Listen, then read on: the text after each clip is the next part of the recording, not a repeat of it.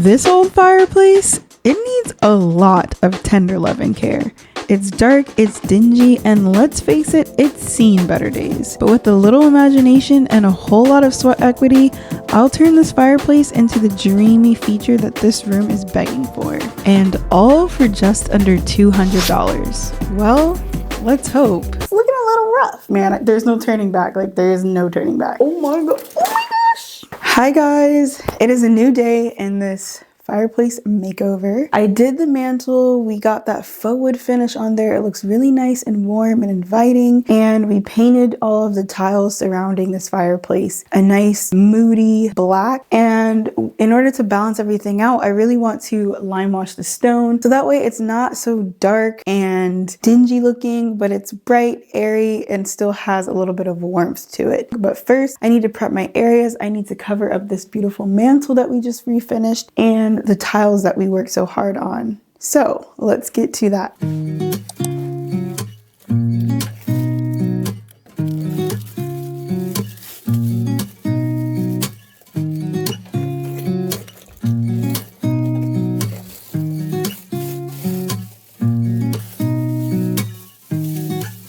You all know that before you can really start any DIY project, it's really important to prep your areas well so that you could avoid any unnecessary messes or damage to the rest of your space. So since I worked so hard on transforming this fireplace mantle, I really wanted to make sure that it was covered really well. I used blue painter's tape along with some painter's plastic to ensure that everything was going to be covered and that if there was any spillage that it wouldn't get to the mantle. But you guys will see later on that this may or may not have actually worked all the way. Let's just say that.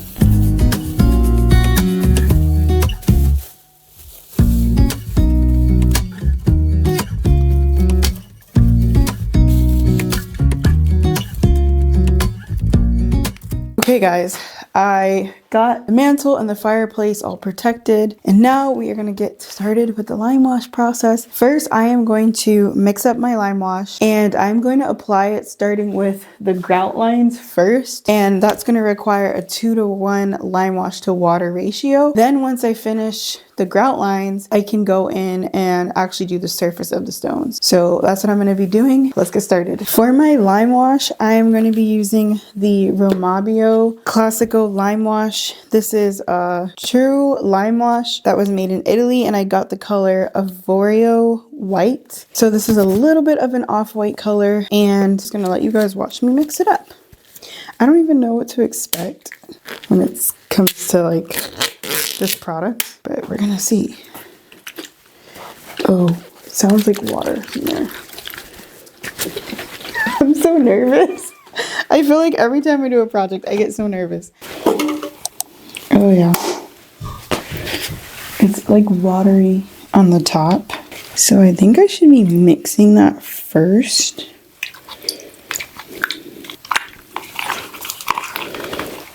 Okay, it definitely said 2-to-1. I don't know. Wonderful. I'm literally figuring it out as I go. Okay. Let me see what I can do with what I have first. I'm supposed to be adding some water. So I have some water here. This is a 1/4 liter, so I guess I would do 3/4 of a liter. Wait, no. I think it was supposed to be 2 parts lime wash, 1 part water. It's so watery. Like I need a mixer of some sort. I don't have my paint mixer. I have my smaller masonry brush here. Rolling Dog sent me a 3-pack. I used the smallest one of the 3 for my mantle. And so now I have my medium one and my large one. I'm going to use the medium one to get into the grout lines, and if that's still too big, I have a little foam brush here that can help me get into the really small areas. But I think this will work, so let's get to it.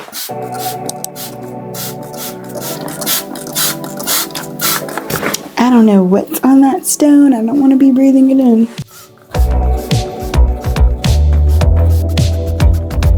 In order to ensure optimal coverage and acceptance of the lime wash on the stone, it was important that I wet the surface prior to applying any of the lime wash mixture so that the coverage would be even and not splotchy.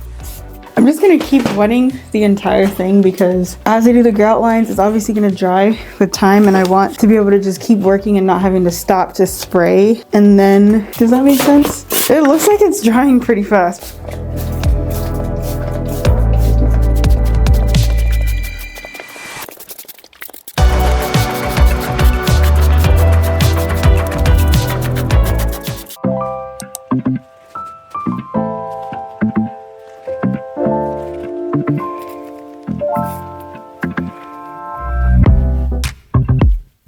I feel like it's harder to use the foam brush to like wipe in there, you know?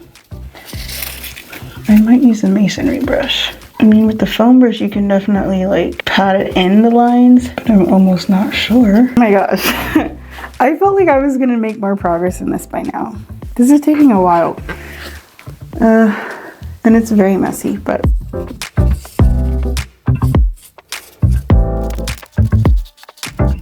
when actually applying the lime wash to the surface of the stone, I started with the grout lines using a more concentrated lime wash mixture to ensure that the grout lines would be more definitive and help to give more dimension to the overall look. I definitely found that using the masonry brush to apply the mixture to the grout was so much easier and more effective because it just glides right over the grout lines and applies in more even coverage as opposed to using the foam brush that I initially tried.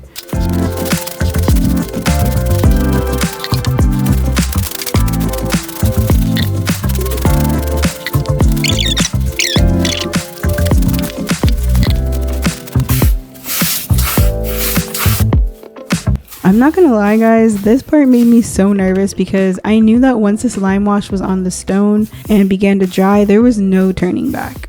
I was not going to go to great lengths to do a big construction kind of makeover to this space, and I really just wanted a refresh and something that better fit our family's personal style. So if this ended up turning out bad, I was gonna be devastated. The thing about DIY though is that you have to be willing to take risks. After all, without risk, there is no reward.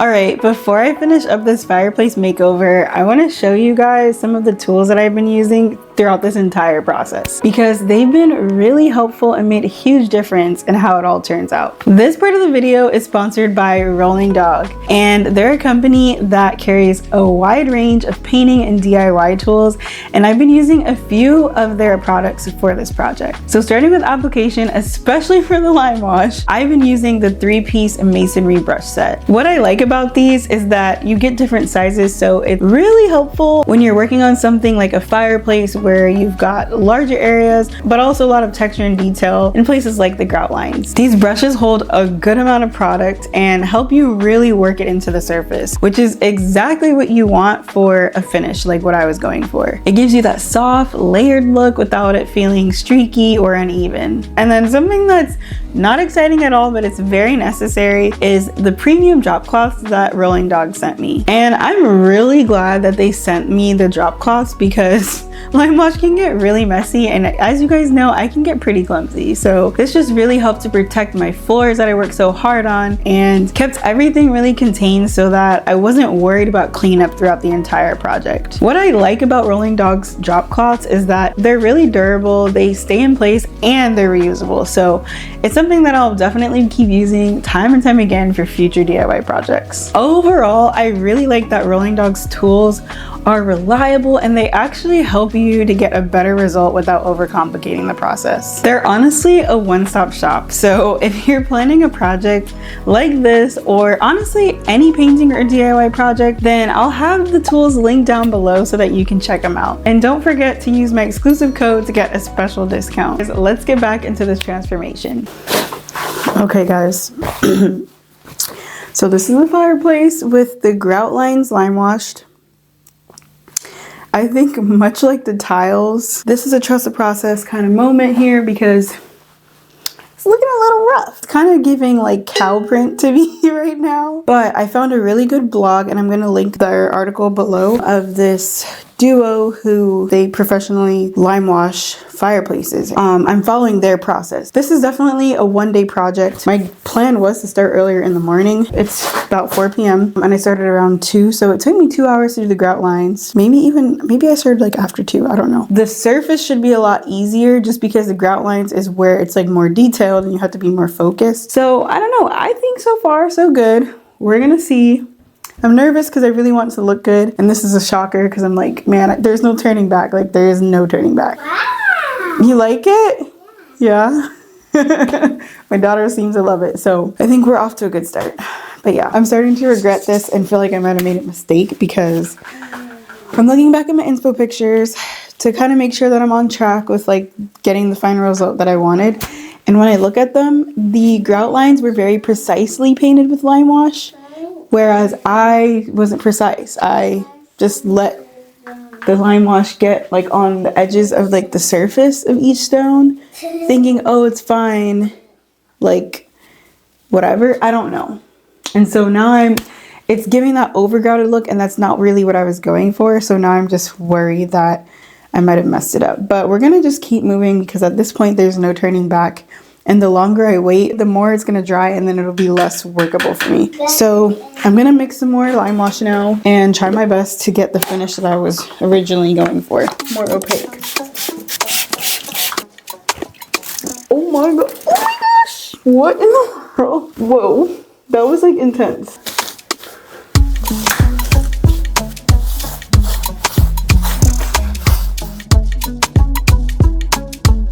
I gotta like work it in. This is where it becomes an art project, guys.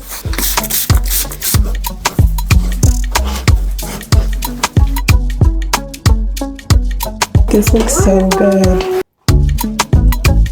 After I finished applying the lime wash to the grout lines, it was time to apply it to the surface of the stone. For this part, I used a less concentrated 1:1 lime wash to water ratio instead of the 2:1 ratio I used on the grout lines. This was very important in getting that European aged stone look that I was aiming for, instead of a more painted look that people often decide on. I wanted the fireplace to still have an organic feel with some movement and character, as opposed to a flat opaque finish. My house slippers are completely ruined now. Look at this.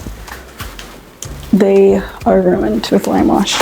I was really excited at this point because my risk was definitely paying off, and it was starting to look exactly as I had envisioned it. A key thing to note is that to have that slightly transparent finish, I needed to wet the stone once more after applying the lime wash to the surface, and then using a wet cloth, I would buff or blend it out to my desired look. I felt like such an artist doing this project because I really had to think through my technique as I went along.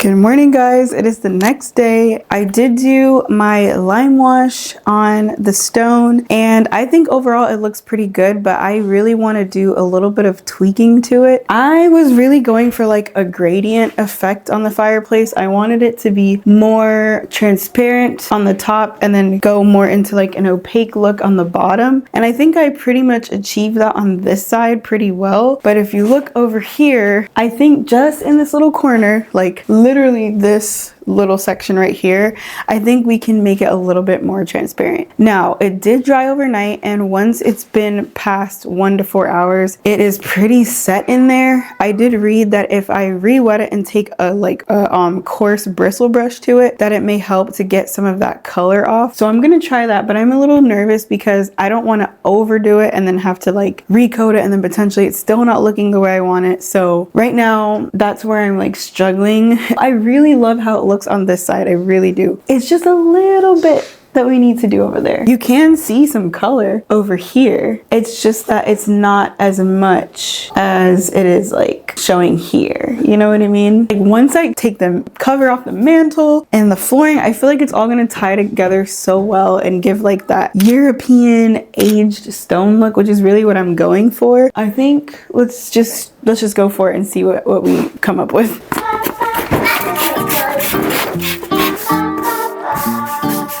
In order to get this area a little less opaque, I re-wet the surface of the stone and then scrubbed it with a coarse bristle brush to help remove some of the lime wash finish from the surface. The tricky part about this whole process is that everything dries a little bit more opaque than what you initially see once you apply it, and so there was a lot of give and take throughout this whole adjustment step.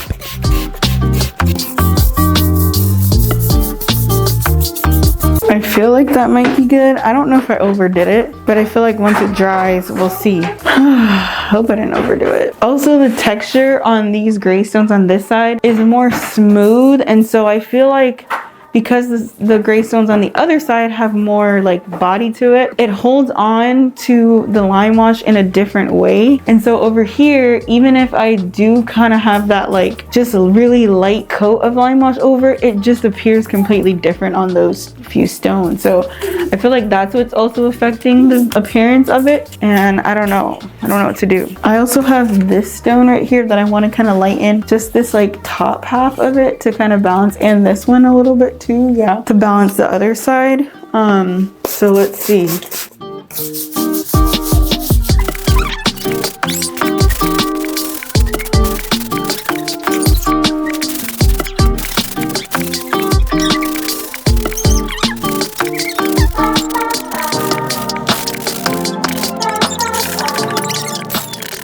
The beauty of using the lime wash is if I do take too much off, I can always come back and add more. It's just like a give and pull thing, and I just want to finish and like be happy with the results. And so far, so good. We do have to go get groceries, so I'm gonna take my little break, go get groceries, come back, hopefully be pleasantly surprised with what I see when I come back, and then that'll literally be it. I'll just have to do the reveal. So God willing, everything works out. I'm really hoping that it does, so I don't have to do anything else. This wasn't a hard project at all, just took a little more time than I thought, but it looks really good so far.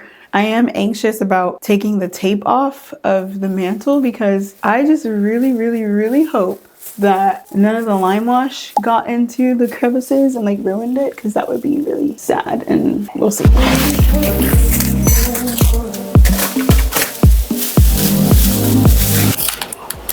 There's like lime wash that got under the tape. Oh my gosh, I really hope that it's washable.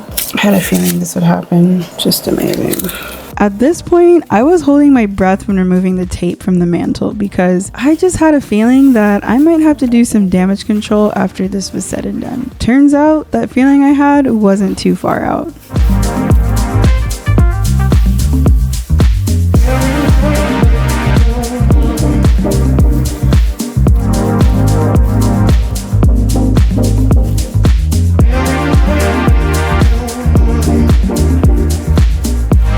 For some reason, the camera wasn't recording. I was taking the paint off of here and the paint literally came off. So that's amazing.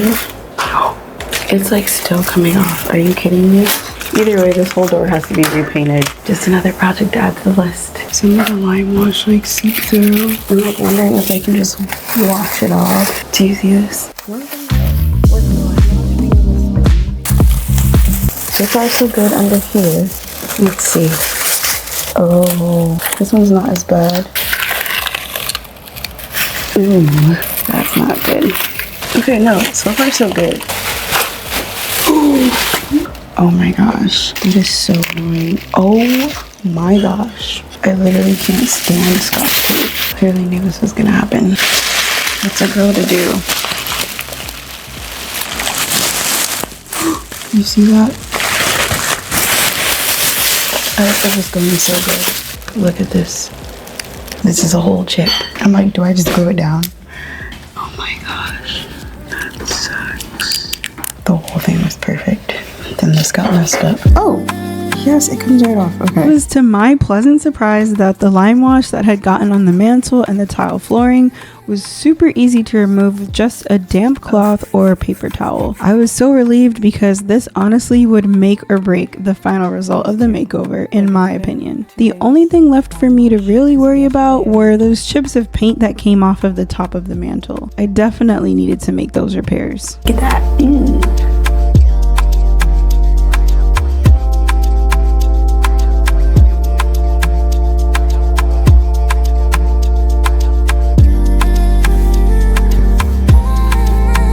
During cleanup, I made sure to sweep up any of the excess lime wash that had dried down into dust and wipe down all of this excess lime wash, and it was a pretty straightforward process. So once that was done, I was able to focus on the repairs that I needed to make on the mantle. So guys, I've said this before and I'll say it again, every problem has a solution, and although it was very frustrating that I had to go back and fix these areas that got damaged from the tape on the mantle, it was a pretty straightforward process, and I used a few different coats and techniques using the brush strokes to blend everything as much as possible. And of course it didn't turn out perfect, but it looks really good and you can hardly tell unless you're really like looking for it. So I'm pretty pleased with this outcome.